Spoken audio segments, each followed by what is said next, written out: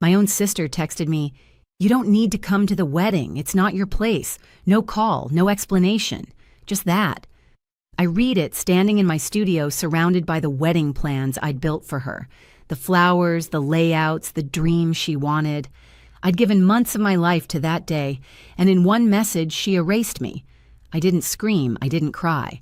I just sat down, opened my contracts folder, and realized who actually owned every single piece of her perfect fairy tale. 7 days later, that fairy tale burned to the ground. But the story doesn't start there. It starts long before I ever hit send. I grew up in a house that looked perfect from the sidewalk. The lawn stayed trimmed. The curtains always matched the season, and my mother made sure the Christmas lights never went up a day late. To neighbors, we were the Voss family, refined, respectable, picture perfect. Inside, though, it was less a home and more a stage where only one person ever got the spotlight, my sister Olivia. Olivia was born glowing. At least that's how my parents told it. She was loud, magnetic, impossible to ignore. By the time I was old enough to hold a crayon, she was already stealing the show, singing at every school concert, winning every contest, being the face of the family. I was the quiet one, the helper, the sweetheart, who keeps things together. It sounds like a compliment until you realize it really means stay small so she can shine. Our mother Elaine loved appearances more than comfort. She'd glide through the house in her silk robe, whispering things like, "Don't make a scene, Sarah," whenever Olivia threw a tantrum. Dad Henry didn't yell, but his silence was worse. He'd just look up from his paper sigh and say, "You know your sister means well. Translation, forgive her. Fix it, move on." So I learned early that love in our house came with terms and conditions. If Olivia messed up, I cleaned it. If she cried, I apologized. If she triumphed, I clapped. Still, I believed family was worth holding together. Maybe that's why I built a career around creating perfect celebrations for other people, weddings that ran on time, vows spoken under fairy lights, the kind of harmony I never saw at home. Voss Atelier and Comer became my sanctuary, the one place where control didn't mean compromise. When Olivia got engaged to Ethan Wealthy, polished the type who used his middle name on business cards, my parents threw a dinner that felt like an announcement to the whole neighborhood. Our girls, Mom said, eyes misty, one with the ring, one with the brains. Everyone laughed. I smiled. I was used to being the footnote. Still, I wanted to believe this time might be different. Olivia asked me to design her wedding because no one does beauty like you, Sarah. I took it as peace. For months, I worked late nights sketching, calling vendors, building a dream she barely thanked me for. Every decision passed through her. Every change came last minute. I told myself it was love. I told myself it would mean something. But it wasn't love. It was habit.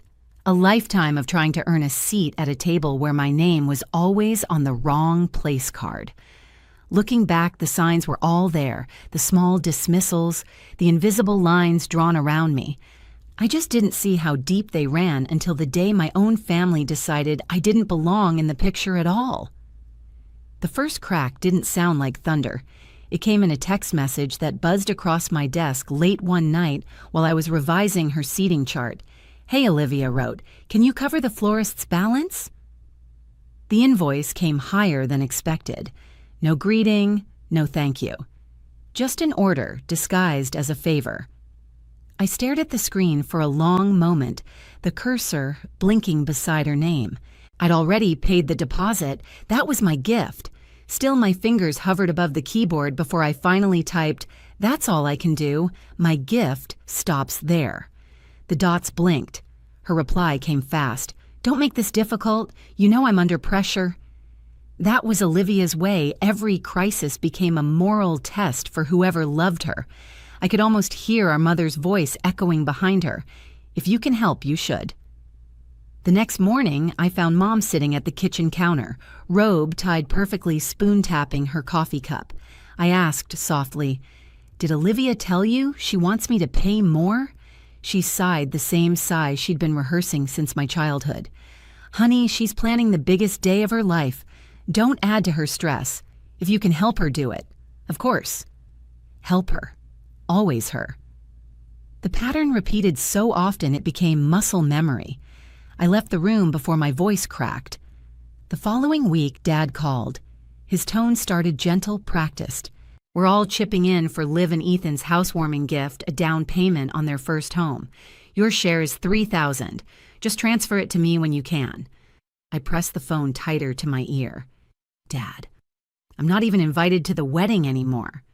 There was a pause. Then that disappointed sigh again. Sarah, don't turn this into drama. It's not about the wedding. It's about family. Family. That word had always meant give until it hurts. I hung up and just sat there surrounded by blueprints of other people's happiness. My office smelled faintly of roses and printer ink, but all I could taste was bitterness. That night, scrolling through my phone, I saw a cousin's Instagram post, Olivia's bridal shower.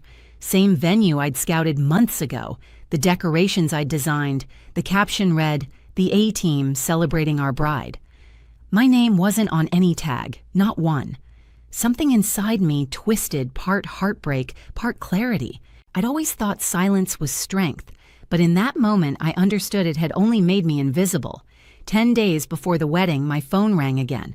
Olivia's voice hit me before I could even say hello. The band just canceled, their singer's sick. You have to fix this. Her tone wasn't panic, it was command, as if I still worked for her. I took a breath. My voice came out level. I'm not your planner anymore, Olivia. The pause that followed was so sharp it cut the air. Then came the scream. Are you kidding me after everything I've done for you? But I didn't argue. I just ended the call. The sound of the click felt like a door locking from the inside. That was the night I stopped trying to be invited. And by morning, I knew exactly what I was going to do about it. The night after that call, I sat at my kitchen table long after midnight. The city outside my window pulsed with life car horns, distant laughter, the hum of everything that wasn't mine to fix anymore. In front of me lay months of work, binders, receipts, contracts, the bones of a wedding that had already erased me. I flipped through the pages mechanically, at first looking for closure and strategy, but then something caught my eye. My own company name printed across every contract header, Voss Atelier & Co. The venue, the catering, the florals, the lighting, all signed under my business account. My signature, my terms. A slow current of realization ran through me. If the final payments weren't made by the deadline, the contracts became void. It was like discovering a door I'd built myself years ago without knowing I'd need it. The next morning, I met Nora Kane at a quiet coffee shop downtown. She'd been my friend since college, the one person who'd seen me go from design intern to business owner. Nora arrived in her usual black suit, hair pulled back, legal pads tucked under one arm. She didn't need much context. I just slid the folder toward her. I signed everything through the company. They haven't paid the final balances. Nora scanned the pages, flipping fast, her pen tapping against the edge of the table. After a moment, she looked up. Sarah, these are solid. You're the client of record. If you don't pay, every vendor is free to cancel. You can even reclaim your deposits. Legally, they can't touch you. I let out a short breath that felt more like disbelief than relief. If I did that, the wedding collapses. She shrugged. Then it collapses. They treated your work like charity. This isn't revenge, it's boundaries. I stirred my coffee, watching the cream swirl into brown clouds. Boundaries, I repeated, as if saying the word could make it real. That night, I sat in front of my laptop cursor, blinking on a blank email draft. For years, I'd stayed quiet to keep peace. Now silence had a different weight, it was strategy. I began typing, as the client on record for the event scheduled. August 30th, I am writing to confirm that final payment will not be remitted. Please consider this notice of cancellation effective immediately. I copied the same line 4 times, venue caterer, florist, entertainment. My hands didn't shake, not this time. I scheduled each email to send at 9:00 a.m. the next morning. Then I closed my laptop and just sat there in the dim light, feeling the stillness settle. No fireworks, no satisfaction yet, just quiet. For the first time in my life, that quiet didn't mean defeat. It meant control. By sunrise, I poured myself a cup of coffee, opened the window, and waited. At exactly 9:00 a.m., 4 little whooshes of sound broke the silence email sent. By noon, every lie they'd built would begin to fall apart. At first, there was nothing, just the sound of my coffee machine hissing and the faint city noise below my apartment window. Then noon struck and the world on the other side of my phone began to unravel. I didn't have to be there to know how it happened. I could see it in my mind frame by frame, as if the universe had decided to show me what silence could do. Olivia would have been sitting at the nail salon with her bridesmaid's phone face up beside a glass of iced tea, laughing too loud for the cameras. Then the first call came from the venue manager. His voice would have been calm, rehearsed.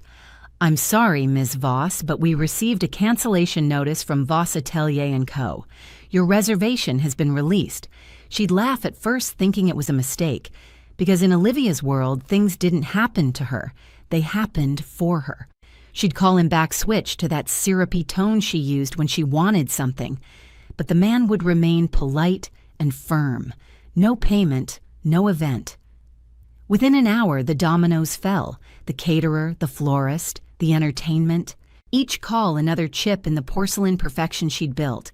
And when she finally dialed my number, the one she'd been ignoring for weeks, my phone lit up across the table. I let it ring twice before answering. Sarah.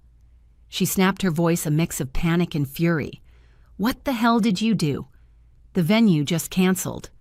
"The caterer too." "They're saying you pulled the plug." I took a slow sip of water, watching the light shift across my kitchen wall. "I didn't pull anything," I said evenly. "I just chose not to make the final payments. That's how contracts work." "You're insane. You've ruined my wedding." I could hear our mother in the background, her voice breaking through the chaos, shouting orders, demanding explanations. Then Dad's deeper tone, sharp with anger, the soundtrack of my entire childhood. "No," I said quietly. "I didn't ruin your wedding. You did when you decided I wasn't worth a seat at it." There was silence on the line, the kind that hums. Then Olivia's voice cracked shrill now. "Do you even realize what you've done? Guests are flying in. Ethan's family is already here." And yet somehow, I said, my voice finally sharpening, there was no room for me. She sucked in a breath that sounded more like a sob. "You're pathetic, Sarah. You've always been jealous. You'll die alone in that little office with your contracts and your spreadsheets." The words should have cut. They used to. But all I felt was an odd kind of calm, like standing in the eye of a storm I'd survived too many times before. Maybe I said softly, "But at least I'll never beg people to love me while I'm destroying them." The line went silent again. No screaming this time, just breathing. Then a click. For a moment, I thought that was it. But it wasn't. 10 minutes later, my phone exploded. Mom, Dad. Unknown numbers from the venue and catering company, each trying to drag me back into the chaos. I didn't answer. I let it all buzz across the countertop until the vibration rattled a spoon against my glass. By late afternoon, the silence on their end turned into messages, voicemails layered with rage. Dad's voice boomed through one. "Sarah, you've embarrassed this family. You'll pay back every cent." Another from Mom, breathless and shaking. "How could you? She's your sister. Fix this, please, just fix it." I deleted each one without listening all the way through. The next day, I went for a walk along the river. The sun shimmered off the water, bright enough to hurt my eyes. My phone stayed in my pocket, buzzing like a caged thing I refused to touch. Every missed call was another reminder the disaster was unfolding exactly as it needed to. That evening, Nora called. "It's all over the wedding circuit," she said, half amused. "The vendors are talking. Apparently Olivia tried to rebook everything last minute. The only available spot she found was some backyard in Maplewood. They're renting folding tables from a hardware store." I laughed, not cruelly, just softly. "That sounds about right." "You okay?" Nora asked. I looked out at the skyline lights flickering in the distance. "Better than I expected," I said. "I thought I'd feel guilty." "You don't owe them guilt, Sarah. You gave them grace for 30 years. This is just gravity. I smiled at that gravity, things falling the way they should. On the morning of the wedding, I woke before sunrise. The sky outside was streaked with pink and gold, the kind of light planners dream about for perfect ceremony photos. Somewhere across town, my family was scrambling, shouting, sweating in rented tents. I could picture it, the wilted flowers, the cheap linens, the guests whispering. I brewed a cup of coffee, packed my suitcase, and headed to the airport. While security checked my ticket, my phone buzzed again, this time a text from Dad. "Sarah, please. Olivia's devastated. Just come. We'll fix it." I typed one word back, "No," then powered off my phone for good. As the plane lifted into the air, I looked out the window. Below me, the city shimmered under the morning sun, beautiful, distant, finally quiet. I didn't need to destroy them. All I'd done was step away, and without me holding everything up, the whole facade crumbled on its own. By the time my plane touched down in Honolulu, the chaos had already turned to silence. I turned my phone back on, and for a few seconds, it lit up like fireworks texts, stacked one after another. "You have to call us. She's hysterical. This is on you." Then nothing. No more rings, no more guilt pulling me by the throat. Just the sound of ocean wind outside the terminal and my own heartbeat slowing down for the first time in years. I checked into a small seaside hotel, the kind with salt-stained windows and the faint smell of sunscreen baked into the walls. The air was warm, alive. I kicked off my shoes, opened the balcony door, and stood there watching the waves fold into each other. For so long, I'd built other people's perfect days, polished, symmetrical, camera-ready. But this uneven horizon, this quiet, was mine. 2 days later, Nora called. Her voice was dry, half amused. "They actually went through with it," she said. "Backyard wedding. Folding chairs, grocery store cake, and pizza boxes on the buffet table." I laughed softly. "Not with cruelty, just with release." "Fitting," I said. "They finally got something real." "Guess so," Nora replied. "What are you going to do now?" I looked out at the sea, the sunlight breaking into shards on the water. "Build something that's mine. And this time I won't invite anyone who only comes to take." That night I walked along the beach, barefoot waves brushing against my ankles. The same words my grandmother once told me came back steady and true. Your worth isn't in what you give away, it's in what you hold on to. And for the first time, I was finally holding on to me. Families can wound you in ways no stranger ever could. They know exactly where to cut, and for years I kept bleeding quietly, thinking it was love. But walking away wasn't destruction, it was survival. I didn't ruin my sister's wedding. I simply stopped carrying it. And when I finally stepped back, the truth revealed itself. The whole thing had been standing on my shoulders all along. If you've ever had to protect your peace from people who claim to love you, I see you. You're not heartless, you're healing. Share your story in the comments. Tell me where you're listening from. And hit subscribe, because sometimes the next story you hear might remind you how strong you really are. He told everyone I wasn't a real woman, and they laughed. That's how the night started to end. My name is Carolyn Copeland, 35 years old. If you'd met me 2 years ago, you might have called me steady, reliable, the kind of woman who remembers birthdays, keeps promises, waters plants, even when she's tired. I believed in the quiet kind of love, the one that doesn't need to shout to be real. But that night, as the laughter rippled across a table full of champagne glasses and ring lights, I realized the world I'd built with my husband wasn't quiet love anymore. It was an echo chamber, and I was the only one left listening. Tony had once been my center. When we met in finance, 2 analysts buried in spreadsheets, he was charming, ambitious, the kind of man who walked into a room like he already owned it. I loved that confidence. I thought it balanced me, grounded us. When he decided to quit corporate and build his own brand, I was proud. I handled the bills, the rent, the stability. He said he wanted to inspire people, become a voice for modern men. Back then, I didn't know modern meant podcasts about dominance and YouTube sermons on how women like me were holding men back. At first, I laughed it off. He said it was research, that I shouldn't take it personally. But slowly, the language changed. Compliments turned into comparisons. "You're great, Carolyn, but you don't push yourself. You're too safe." Safe. It used to mean trustworthy. With him, it started to sound like boring. The night of the dinner party was supposed to be a celebration. Tony had hit 100,000 followers on his channel. His new friends, coaches, influencers, self-proclaimed visionaries wanted to toast him. He asked me to come, said I should see what real ambition looks like. I remember what I wore, a cream silk blouse tucked into black slacks. Professional, simple me. When I stepped out of the bedroom, Tony frowned. "You look corporate," he said. "I am corporate," I smiled. He rolled his eyes. "Just saying. Maybe try to look less HR, more high value." I swallowed the sting and changed my lipstick. Red for courage. The restaurant was one of those rooftop places where everyone pretends they're not freezing for the sake of a skyline photo. Tony slipped into his stage voice as soon as we arrived. Firm handshake, confident laugh. A man rehearsing his own myth. His friends matched him expensive watches, loud opinions, the kind of charm that never makes room for a pause. They talked about success, discipline, alpha energy, and choosing women who bring peace, not drama. No one noticed how ironic that sounded. I stayed quiet, smiling when spoken to, trying not to shrink in my own skin.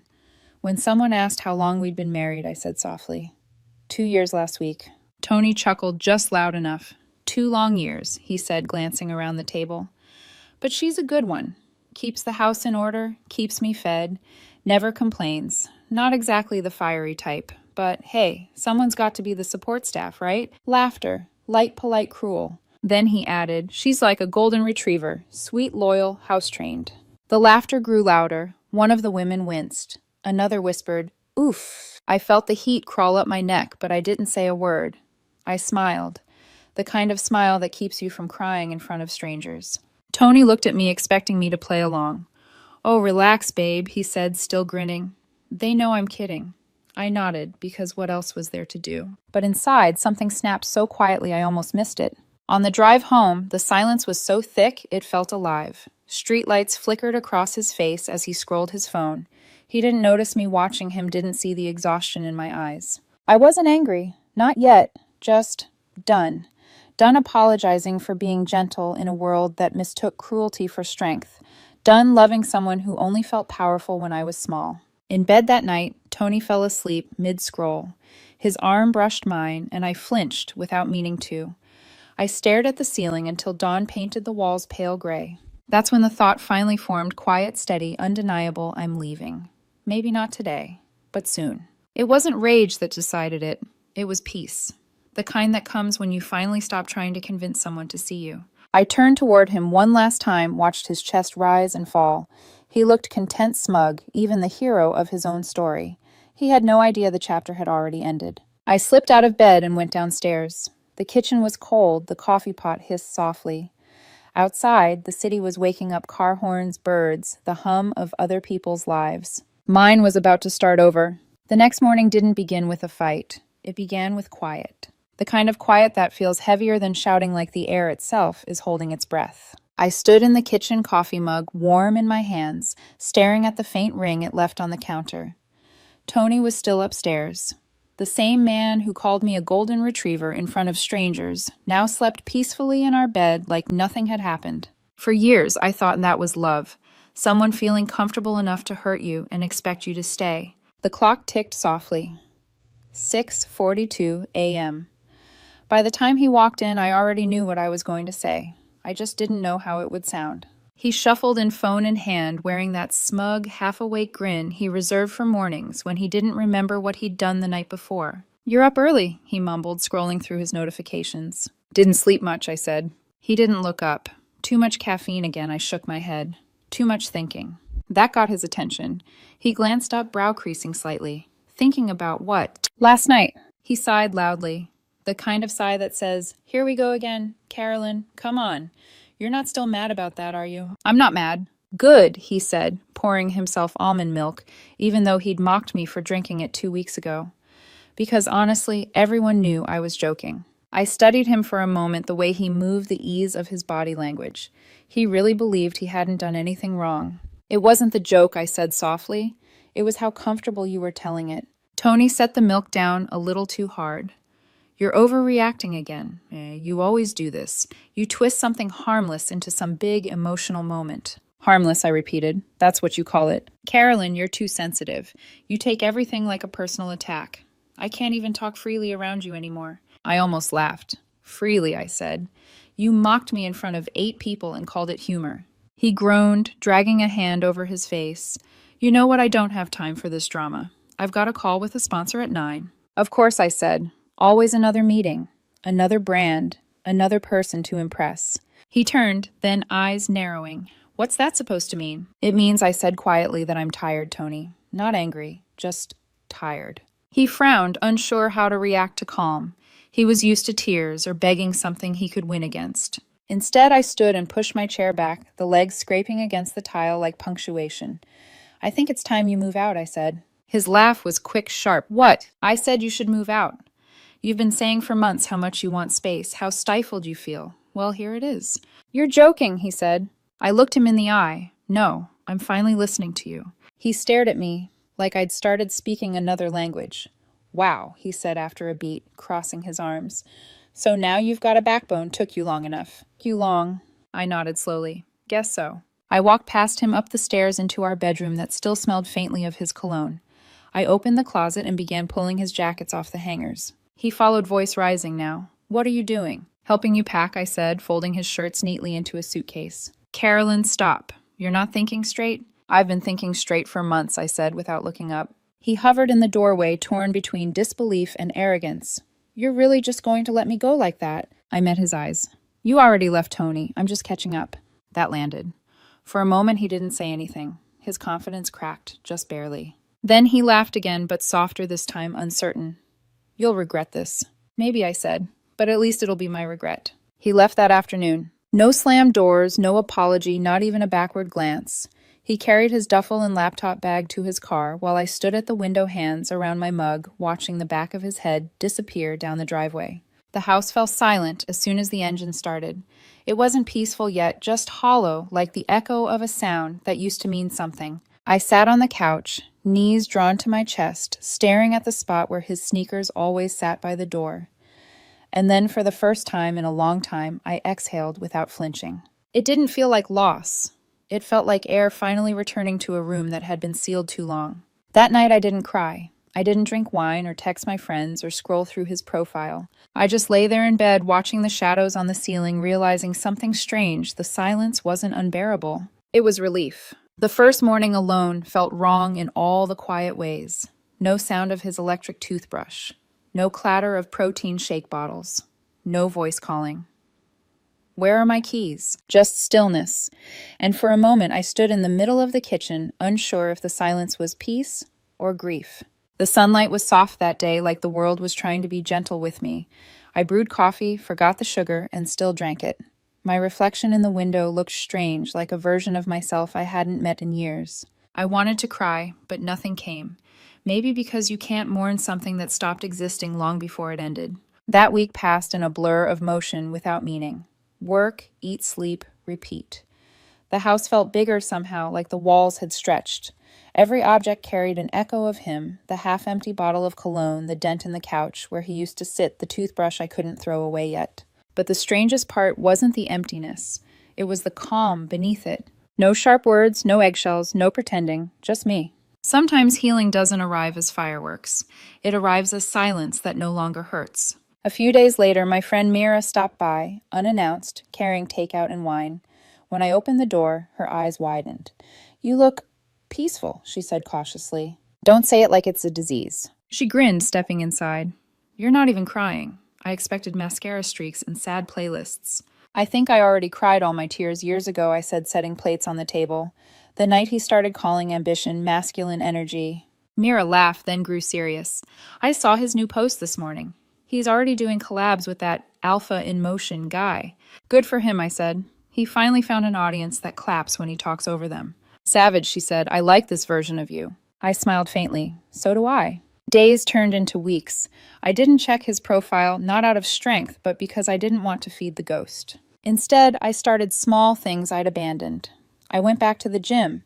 My body protested at first, the ache in my arms, the sting of breathlessness, but it felt real. Pain with purpose. For the first time in months, I slept through the night. Then one morning, I walked past the dusty piano in the corner.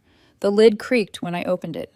My fingers hesitated over the keys, trembling slightly. The first notes were off-key, clumsy, almost embarrassing. But the sound filled the space in a way his voice never had. It wasn't beautiful. It was honest. One Sunday afternoon, I finally told my brother. We sat on my balcony, sharing leftover pizza in silence. "So, he's gone," I said. He didn't flinch. "Good. That's all you have to say. I've been waiting for you to realize it wasn't love. He treated you like a pause button, something to press between ego boosts." "That's harsh." He shrugged. "Truth usually is." I looked out at the skyline, the fading orange light bathing the city. "I still don't hate him." "You don't have to," he said. "Just stop excusing him." I nodded, slow and quiet. 2 months passed before I heard his name again.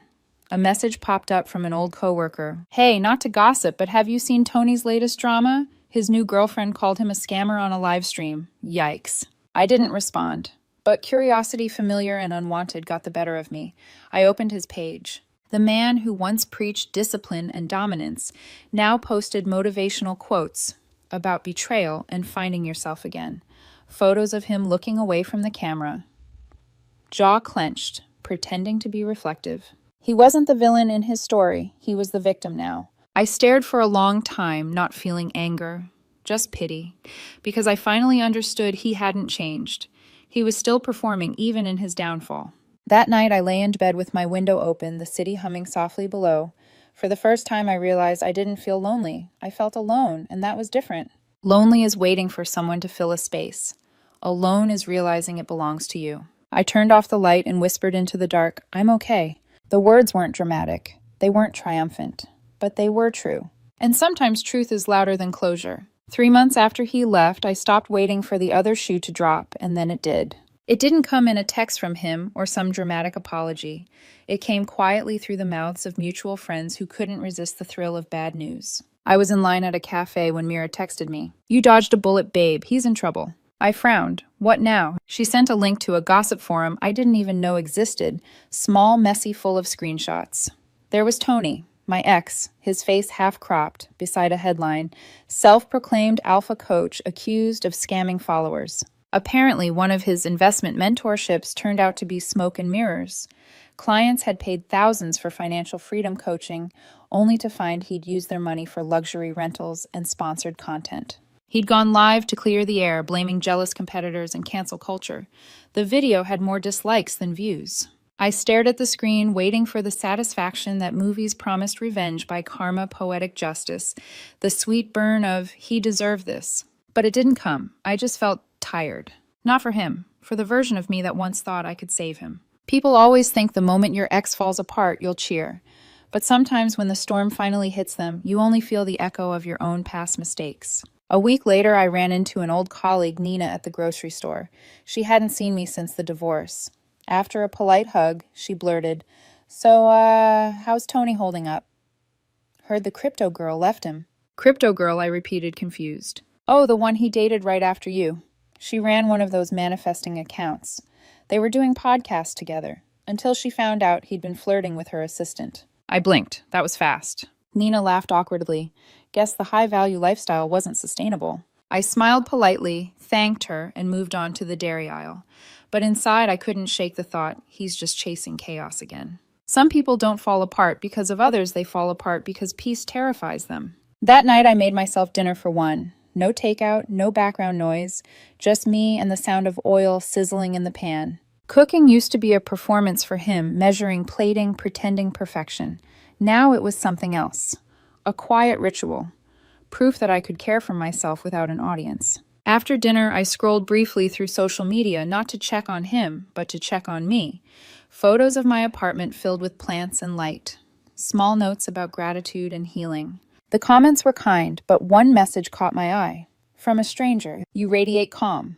Whatever you went through, you survived beautifully." I didn't know this person, but their words hit deeper than they should have. Maybe because that's what I needed to hear, that surviving quietly was still surviving. 2 days later, my brother sent a text. "He's calling people to borrow money. Don't answer if he reaches out." I stared at the message for a long time. Tony so proud, so image-obsessed, reduced to desperation. For a split second, I imagined picking up the phone, offering help. But then I remembered the dinner table, the laughter, the way he looked at me like I was a supporting character in his movie. I deleted the message and went for a run instead. Outside, the evening air was cool. The sky painted in fading blues, the street lamps humming awake. As my feet hit the pavement, the rhythm became a heartbeat I hadn't noticed before, steady, self-made mine. Halfway through, I passed a cafe window and caught my reflection. Sweat-flushed cheeks, messy ponytail, no makeup, and I smiled. Because I didn't look broken, I looked real. That night before bed, I opened my journal, a habit I'd abandoned years ago, when Tony told me journaling was for people who don't take action. On a clean page, I wrote 3 words: I choose calm. No anger, no revenge, just direction. When I closed the book, I realized something. Tony's downfall wasn't my victory. My peace was. The first time I met Noah, I almost didn't notice him, which in hindsight was exactly what made him different. It was early morning, the park still wrapped in mist. I was stretching by the running path, earbuds and half awake. He passed me twice before I realized he was matching my pace, slow enough to be polite, fast enough not to intrude. Nice form, he said on the 3rd lap, smiling just enough to be human, not flirtatious. Thanks, I replied out of breath. I'm still remembering how to breathe. Then you're doing it right, he said. Breathing's half the battle. And somehow that was the start. No grand gestures, no fireworks, just shared silence and steady footsteps. He was an architect, I learned later. The kind of man who noticed things, angles of sunlight, chipped bricks on old bridges, the sound of rain hitting different surfaces. He didn't talk about grind culture or high-value anything. He talked about space, how good design wasn't about filling rooms, but leaving them open enough to feel alive. I liked that. Maybe because I'd spent years suffocating in a house that looked perfect but had no air. Weeks passed before we exchanged numbers. He started joining me for runs more often, then coffee afterward. One morning, as I stirred sugar into my cup, he asked casually, "So what do you do?" "I work in finance," I said. "Corporate consulting. Spreadsheets, deadlines, small talk about market trends. It's thrilling." He smiled. "You don't sound thrilled." "I used to be," I admitted. "Then I started living for someone else's version of success." He nodded, quiet for a beat. "Then, maybe it's time you design your own version." It wasn't advice, it was permission. And that felt new. The first time he came to my apartment, I was nervous. Not because I wanted to impress him, but because I wasn't sure I remembered how to let someone see me without performing. He stood by the piano, tracing the worn keys with his fingers. "You play?" "Sometimes," I said, "when I'm not afraid to sound bad." He smiled. "You should play now." I hesitated, then sat down. My fingers stumbled through a soft melody I hadn't touched in years.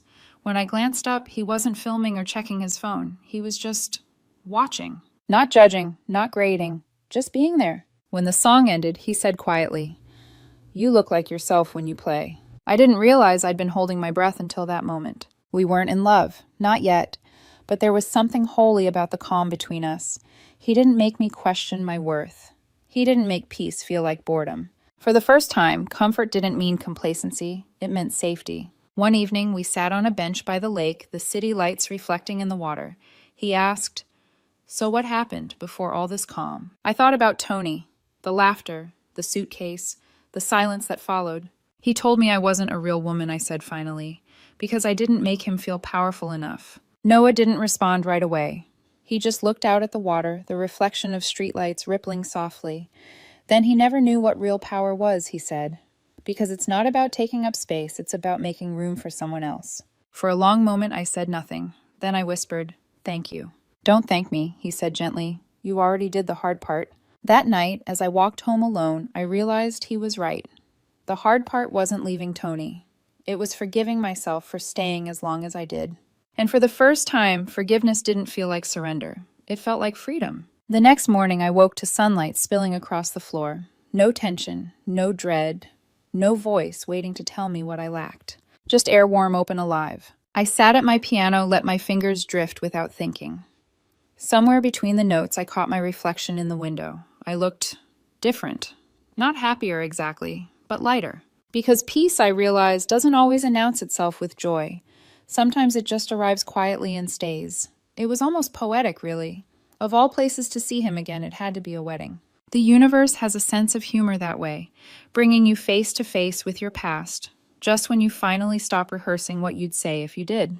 It was a late summer afternoon, the kind where the heat feels soft and forgiving.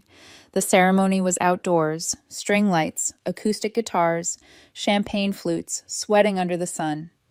Noah and I arrived a little late, holding hands, laughing about the parking chaos. The moment we stepped into the courtyard, I saw him, Tony. He stood near the bar wearing a navy suit that didn't quite fit anymore. Thinner maybe from stress, maybe from vanity. His hair shorter, his eyes harder. And when he noticed me, the smile faltered just for a second before he fixed it back in place. For the first hour, we orbited each other. I could feel his gaze from across the tables, half curious, half unsettled. Noah was radiant in his calmness, greeting friends, pulling me into conversations, never once trying to own the space. He didn't need to. That confidence, quiet, grounded, was the kind that used to terrify Tony. During dinner, someone clinked a glass and joked about the lovebirds in the room. The crowd laughed. I didn't look his way, but I felt it, the tension, the weight of his silence pressing from across the garden. When I finally turned, his eyes met mine, and for the first time I didn't flinch. Later I went to get a drink. He appeared beside me like an old ghost stepping out of habit. "Carolyn," he said softly, "you look good." I smiled faintly. "Thanks. You too." He hesitated, studying me. "Didn't think I'd see you here." "Small world," I said. "Yeah," he murmured, his gaze flicking toward Noah, who was talking with friends under the string lights. "That him?" "Yes. He doesn't seem like your type," he said, tone light but sharp around the edges. "That's the point," I replied. He chuckled, shaking his head. "Still quick with comebacks, huh?" I learned from the best. For a moment, silence, just the faint hum of music and the sound of laughter somewhere behind us. Then he leaned in slightly. "So he's the rebound." I turned to face him, fully voice steady. "No, Tony, you were." The words hung between us like a dropped glass. For once he had nothing to say. His mouth opened, closed again, searching for footing. Finally he managed, "You've changed." "I grew," I corrected. "You stayed the same." He laughed softly, but it wasn't real. "He doesn't challenge you, does he? Looks boring." I met his gaze, unwavering. "He respects me. That's all the challenge I need." For a heartbeat, his eyes softened, almost regretful. Then he whispered, "Do you ever think about us?" I took a breath. The music swelled behind us. Sometimes, I said, "when I need a reminder of what I'll never accept again." He swallowed hard. "Carolyn, I made mistakes. I got lost. But no one's ever loved me like you did." I nodded gently, "And no one ever will again. You taught me that love without respect is just dependency dressed up as devotion." He blinked, fast, eyes glassy. "I didn't mean to hurt you." "I know," I said softly. "You just didn't mean not to." Noah found me a few minutes later, 2 glasses of champagne in hand. He glanced at Tony, then back at me, reading the air without needing a word. "You okay?" he asked. I smiled, really smiled. "Perfect." Tony watched from a distance as Noah handed me the glass and brushed a stray curl from my face. We clinked glasses, and I caught Tony's reflection in the window, just standing there, hollow, watching a life he'd traded for applause. For the first time, I didn't feel pity, just distance. Beautiful, merciful distance. When the night ended, Noah and I danced under the fading lights.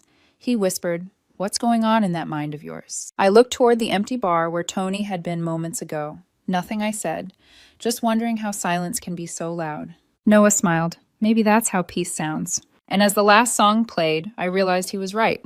Peace doesn't shout. It hums. Soft, certain, unapologetic. After that night, I didn't hear from Tony for almost a month. And when I finally did, it wasn't a phone call, it was a message. A single line. "I hope you're doing okay." That was it. No apology, no explanation. Just the digital equivalent of tapping on a door he no longer had the key to. I stared at it for a moment, thumb hovering over the reply button. Then I locked my phone and slid it face down on the table. Because sometimes silence is the reply. A week later, a new number appeared on my screen. This time, it was his mother. "Tony's been struggling. He's not himself. I know he hurt you, but don't throw away what you had. A real woman forgives." That phrase again, a real woman. The same words he once used to shame me, now recycled as a plea. I didn't respond. Because forgiveness, I've learned, isn't something you owe to people who confuse your softness for surrender. Life didn't suddenly become perfect after that, but it became real. Mornings with Noah turned into rituals. Coffee on the balcony, shared playlists, quiet laughter that filled the spaces where tension used to live. He didn't need me to be strong all the time. He didn't flinch when I was quiet. And he never once asked me to shrink so he could feel tall. We didn't keep score. We didn't trade apologies like currency. We just lived two people who had nothing to prove and everything to protect. Sometimes I still caught echoes of the old world mutual friends mentioning Tony at gatherings, or a stray photo appearing in a memories folder. But the strange thing was, I didn't feel that sting anymore. Just a quiet recognition I made it out. And maybe that's what healing really is, not forgetting the wound, but finally realizing it no longer controls how you move. One evening, I sat by the piano while Noah read on the couch. Sunlight filtered through the curtains, painting gold across his face. He looked up and smiled the kind of smile that doesn't ask for anything in return. Play something, he said. I did. Soft, steady notes, the same melody I'd stumbled through months ago when my hands still trembled with old fear. But this time the song sounded different. Not rehearsed, not careful, just free. Noah listened quietly, then whispered, "That's what peace sounds like." I didn't answer, because I was too busy realizing he was right. People think closure is a conversation, a last word, a door slamming shut, but it's not. It's a moment quiet and unannounced when you realize you no longer need an audience for your healing. Tony once told me I wasn't a real woman, and maybe back then I wasn't. Because real women don't spend their lives trying to be understood by men who fear gentleness. Real women walk away. They stop explaining. They build peace so solid chaos can't find its way back in. Now, when I think of him, I don't feel anger. I don't feel loss. I just feel silence. But it's not the silence that aches. It's the kind that settles. It's the sound of a chapter closing without needing applause. Sometimes when I play piano in the mornings, Noah will lean against the doorway, coffee in hand, watching quietly. And I'll think about how simple it all is now. How love doesn't have to be loud to be strong. How respect is the only language I'll ever need. Tony used to say that peace was boring. He was wrong. Peace is not boring. Peace is earned. He told everyone I wasn't a real woman. But what he didn't know is that real women don't prove themselves with pain. They just learn when to stop bleeding for people who never learned how to hold them. And that is how silence finally started to sound like freedom. My name is Aria Lane, and I'm 28 years old. If you asked anyone who knows me, they'd probably say I'm the calm one. The friend who never raises her voice. The girlfriend who listens instead of accuses. The kind of woman who believes that love doesn't have to be loud to be real. For the longest time, I believed trust was the most romantic thing you could give someone. But the night Colin's phone lit up on our coffee table, I learned that trust can also be the sharpest knife. It was a Tuesday. Rain tapped on the windows, soft and rhythmic, like a heartbeat trying to warn me. Colin was in the shower, humming off key steam, drifting from the half-closed bathroom door. I was scrolling through emails when his phone buzzed. Normally, I ignore it. But that night, the screen lit up just long enough for me to read the preview. Still can't stop thinking about last weekend, Lena. Just 7 words. 7 words that hollowed out everything I thought I knew about him. My hands didn't shake, my heart didn't explode, it just went quiet. That's how I knew. I placed the phone back on the table, exactly where it was like evidence at a crime scene, and waited. The shower cut off. The bathroom door opened with a puff of warm mist, and Colin walked out wrapped in a towel, hair dripping. He was humming that same tune, the one he always sang when he felt comfortable when life was easy. He didn't even glance at me. He reached for his phone. His fingers hesitated for half a second, almost too quick to notice. Then he picked it up, unlocked it, and smiled like nothing had happened. "Hey," he said casually. "You okay?" "Yeah," I said, watching the faint twitch at the corner of his mouth. "Just tired." He smirked. "You're always tired lately." There it was, the first deflection. I didn't answer. I just studied him. The small muscles in his jaw, the way his eyes kept flicking down to his screen. He was texting back. "Still can't stop thinking about last weekend." I couldn't unsee it. Finally, I asked as calmly as I could. "Who's Lena?" He froze for a heartbeat, then forced a laugh. "Lena. She's from work. Why?" "Just wondering," I said. He rolled his eyes like I'd just accused him of murder. "God, Aria, please don't get weird about this. She's a coworker. We're working on the new account together. That's it." I nodded. "Right. Just a coworker who can't stop thinking about you." That wiped the smile off his face. "You read my messages?" "No," I said quietly. "Just the preview." He scoffed. "So you're snooping now." "I didn't touch your phone." "You looked at it," he snapped. "Do you even hear yourself right now?" "You're obsessed with control sometimes, Aria." Control. That word landed like a slap, ironic, coming from a man who'd once told me I was too trusting. I didn't argue. I didn't need to. That was the thing about Colin. He didn't want honesty. He wanted resistance, a fight, a reason to feel desired through chaos. He threw the towel onto the couch and paced.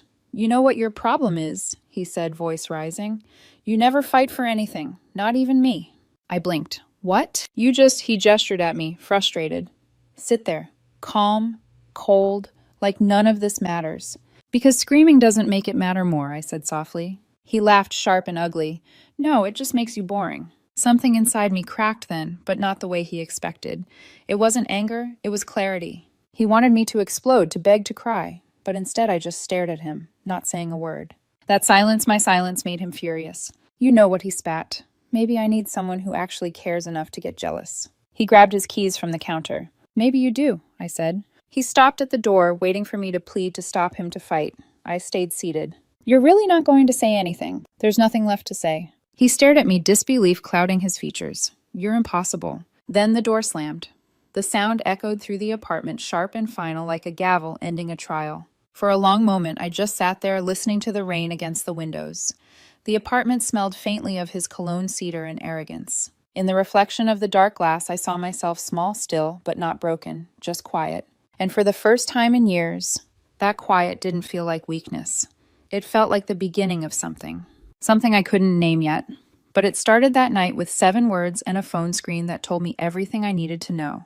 When Colin left that night, I expected the silence to crush me. Instead, it felt clean, like a wound finally being washed, even if it stung. For the first few days, my body still moved out of habit. 2 coffee mugs in the morning, 2 plates on the counter, the quiet hum of waiting for footsteps that never came. But after a week, I stopped setting out his mug. The apartment became mine again, though it took a while to feel that way. At first, every corner carried an echo of him, the way he whistled, while cooking, the faint scent of his aftershave clinging to the towels, the dent in the pillow on his side of the bed. I didn't delete his number, I didn't block him, I just didn't reach out. Not because I was playing some game, but because for once I didn't have the energy to chase someone who wanted to be caught by someone else. 3 days later, I saw the proof I already knew existed. A photo Colin and Lena at some rooftop bar, her arm looped through his. His smile looked rehearsed. Hers didn't. The caption read, "Grateful for people who truly see me." A perfect little dig meant for me to find. I didn't comment. I didn't even finish reading. I just closed the app and deleted it. People like Colin feed on reactions, and I was done feeding him. The nights were hardest, though, not because I missed him, but because the quiet made me face the truth. I had built a life around being easy to love, too calm, too patient, too understanding. All of the things that make someone safe until the wrong person mistakes it for emptiness. I started running again, 5 a.m., before the city woke up. The streets were empty, the air cold enough to burn my lungs, but with every step something heavy fell away. The need to explain, the need to be chosen, the need to be enough. I remember stopping at a crosswalk one morning and realizing I wasn't angry anymore, just tired of being the woman men needed to hurt before realizing what they had. So I made a decision: no more explanations, no more fixing people who broke themselves. A month passed. My friends started asking questions. "Have you heard from him?" Jess asked one night over wine. I shook my head. No. "Would you want to?" I thought about it for a long moment, tracing the rim of my glass with one finger. Maybe if it were an apology, but not if it's another excuse disguised as one. Jess smiled sadly. "You're stronger than I'd be." "Not stronger," I said, "just finally done." The text started on a Thursday night. "Colin, can we talk?" I stared at the screen for a long time, the same blue light that once burned me now, just dull. My thumb hovered over the keyboard. Every version of a reply flashed through my mind. Talk about what? Now you want to talk. Go to hell. Instead, I just pressed delete. The message disappeared, and with it, something else inside me, something that used to ache. He texted again 2 days later. "Colin, I know you're seeing this. Delete." Then a third time. "Colin, please, Aria."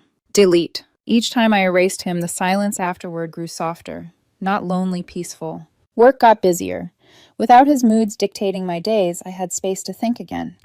I stayed late at the office, took on projects I used to avoid because Colin would complain I never had time for him. Funny how much time you have when no one's draining your energy, pretending to be the victim. My boss noticed. "Whatever's changed in your life," she said one morning, "keep it. You're glowing." I smiled. Just sleeping better, I guess. But it wasn't sleep, it was freedom. On the 1-month mark, I stood in front of the mirror and really looked at myself. Not the tired reflection that used to scan for flaws before walking into a room with him, but the woman who had survived the quiet without needing to fill it. I cut my hair that afternoon. Nothing dramatic, just enough to remind myself that change doesn't have to ask permission.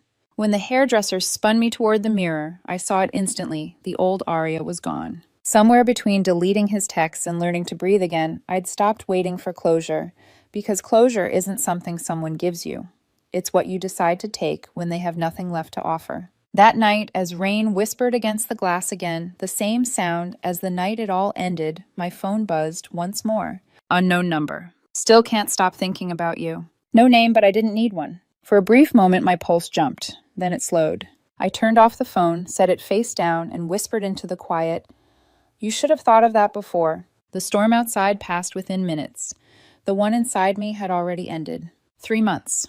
That's how long it took for the quiet to feel like peace instead of punishment. By then, my mornings had rhythm again. Coffee, gym, work, dinner for one eaten from the same white bowl I used to share with him. Some nights I still caught myself turning toward the empty side of the bed, but not out of longing, just habit. The truth is, healing doesn't feel like a movie montage. It's not all candles, face masks, and self-empowerment playlists. It's more like standing in the wreckage of something that used to matter and realizing you're finally ready to sweep it away. When I ran into Jess at the farmer's market, she looked at me like she was seeing a ghost. "Wow," she said, her eyes scanning me head to toe. "You look good. Like scary good." I laughed. "That's oddly specific." She grinned. "No, I mean it. The haircut, the posture, the confidence, whatever you're doing, it's working." "Maybe I just stopped apologizing for existing," I said, half joking. Jess's smile faltered a little. "You haven't heard, have you?" I blinked. "Heard what?" "About Colin and Lena." I felt a twinge in my stomach, small, distant, like a ghost of an old wound. "No," I said. "And I don't think I need to." Jess hesitated. "You should probably hear this anyway." She told me everything. That Lena caught Colin still messaging other women. That he'd used the same excuses on her that he once used on me. "You're imagining things. You're too sensitive. You're making me feel trapped." That she'd finally walked out humiliated after he told her she was boring too. For a moment I felt a pang, not sympathy exactly, but recognition. Different woman. Same script. Jess studied me carefully. "You're not happy about it?" I shook my head. "No, just confirmed." Confirmed. That it was never me who wasn't enough, I said quietly. It was him who was never satisfied. That night I stayed late at work. The office was dark except for the glow of my monitor and the rain streaking down the windows. Colin's voice echoed faintly in my head, his accusations, his laughter, his chaos, but it no longer made my chest tighten. Instead, I felt something close to gratitude. If he hadn't broken me, I never would have rebuilt myself this way. Around 10 p.m., my phone buzzed on the desk. No name, just a number I hadn't seen in months. "Hey." 3 letters. That was all. I stared at them for a while, the blue bubble like a bruise on the screen. Then another message. "Can we talk? I miss you." I exhaled slowly, leaning back in my chair. For a moment, I thought of replying not to reconcile, but to finally say what I never did. To tell him that love isn't a stage where one person performs and the other applauds. That I wasn't emotionless, I was exhausted. But I didn't. Because the version of me who needed to explain herself no longer existed. So I locked my phone, shut down my computer, and walked out into the rain without an umbrella. The next morning, my coworker, Lena, different. Lena ironically brought coffee to my desk. "You seem lighter lately," she said. "Like you're not carrying something anymore." I smiled. "That's because I finally dropped it." Colin tried again 2 days later. "Please, Arya, I just want to hear your voice." Then, "I know I messed up. I was stupid." Then, "I'm not the same person anymore." But I was. Still calm, still patient, still quiet. Only now that quiet was strength, not surrender. I let the phone buzz until it stopped. Because healing doesn't always announce itself with fireworks, it often shows up as indifference. And indifference, I realized, is the most peaceful kind of revenge. A week later, Lena from the gym, one of Colin's old college friends, waved at me between treadmills. "Arya Lane." "Wow, you look incredible," she said. I laughed politely. "Thanks. Long time." She lowered her voice. "So you heard about Colin, right?" I shook my head, pretending to adjust my earbuds. "He got fired," she said. "Apparently he tried flirting with a client's wife. Total disaster." I raised my eyebrows. "Wow." Lena smirked. "He's been kind of spiraling. Word is he's been talking about you a lot, saying he wishes he'd treated you better." I took a sip from my water bottle, the coolness grounding me. Well, I said softly, maybe he finally learned what respect looks like by losing it. That night, I opened my journal for the first time since everything happened. I wrote one line: when someone shows you who they are, stop editing the version you want to believe. Then I closed it, turned off the light, and slept better than I had in years. 3 months after the breakup, Colin had fallen apart. And me, I wasn't thriving in the flashy way people post about online. I was just quietly, steadily becoming someone who didn't need to be chosen to feel whole. The peace that used to scare me now felt sacred. But peace has a way of being tested, especially by those who once thrived on chaos. And I didn't know it yet, but the storm wasn't entirely over. It was just circling back in the middle of the night, 3 knocks away. After Colin's mother drove off the headlights, cut through the rain, and disappeared at the corner, silence fell again, but it was a different kind of silence, this time, weighted, final. I leaned against the door, exhaling slowly, the air thick with everything that had just been said and everything I had refused to say. For years, I'd thought strength meant endurance, holding the line, keeping the peace, forgiving endlessly. But tonight, I learned that sometimes strength is simply not opening the door a second time. At dawn, I found myself driving through the city aimlessly. The streets were slick and quiet, neon lights blurring through the rain-streaked windshield. Colin's words looped in my head like an echo I couldn't switch off. You were supposed to fight for me. I whispered to no one I already did. I fought for him every day, for his peace, his comfort, his pride, until I realized the battle was one-sided. I stopped at an all-night diner, ordered black coffee, and sat by the window. Across from me, a couple laughed over pancakes, oblivious to the world. For the first time, I didn't envy that kind of love. I pitied it because I knew how fragile it could be when one person mistakes devotion for weakness. The waitress refilled my cup and said softly, "Rough night." I smiled faintly. No, just the last one of its kind. When I got home, Dawn was breaking pale and tired. My phone buzzed again, one more message from Colin before I blocked him for good. "You'll regret letting me go." I stared at it for a long time before replying. "No, Colin, I regret staying as long as I did." Then I hit block, turned off the phone, and left it face down on the counter. That's when I noticed it, the faint crack in the picture frame above my bookshelf. It was from the night months ago when he slammed the door during one of our arguments. Back then, I'd meant to fix it, to glue the edge, to make it perfect again. But looking at it now, I smiled, because maybe not everything broken needs to be repaired. Some things should stay cracked to remind you how far you've come. That evening, a small envelope appeared in my mailbox. No name, no return address. Inside was a photo, one of me and Colin from 2 years ago. We were smiling sunlit, holding hands at a festival. On the back, written in his slanted handwriting, "You'll always be the one I ruined myself for." My hands didn't shake this time. I folded the photo once, then again, and dropped it into the trash. Some people romanticize their destruction, but I wasn't going to be someone's tragedy anymore. That night, rain returned soft at first, then heavy, almost theatrical. As I stood by the window, I realized something. This was the same kind of night it had all started. Same sound, same glass, same quiet. Only this time I wasn't waiting for anyone to come home. I brewed tea, curled on the couch, and let the storm play its music outside. It didn't feel lonely. It felt earned. Tomorrow I'd wake up, make coffee, maybe buy flowers for myself. Small rituals of reclaiming life. But for now, I just watched the lightning flicker and whispered the simplest truth I'd learned since Colin left. Peace doesn't beg to be loved back. And with that, I turned off the light.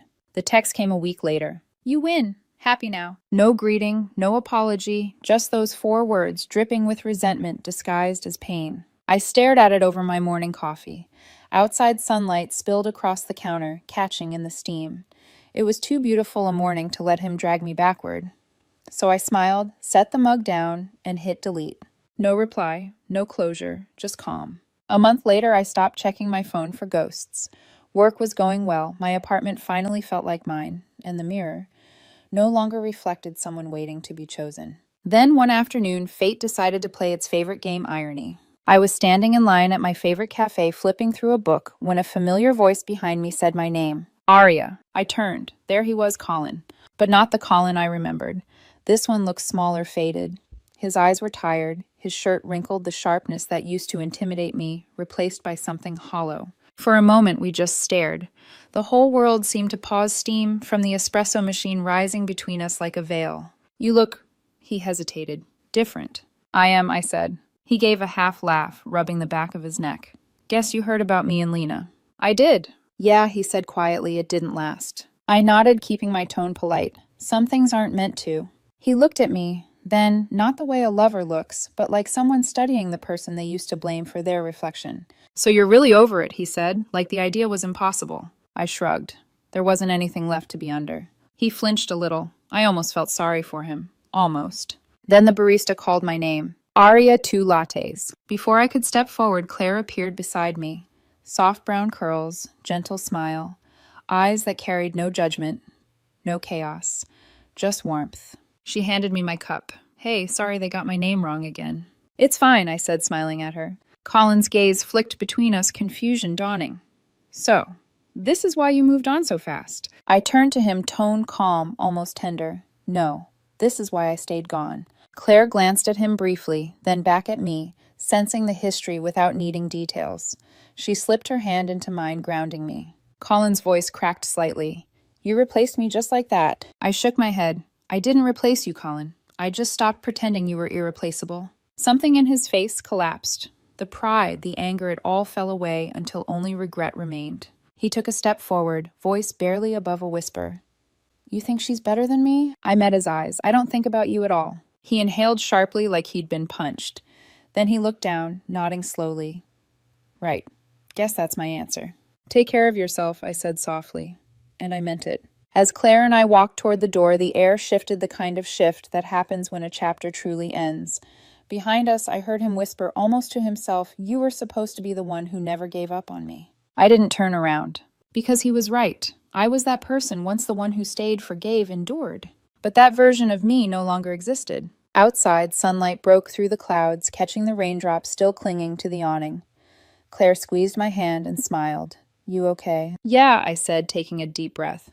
Better than okay. We crossed the street together, the city buzzing around us, the sound of life louder than any memory. For the first time in years, I wasn't surviving someone else's storm. I was walking in my own light.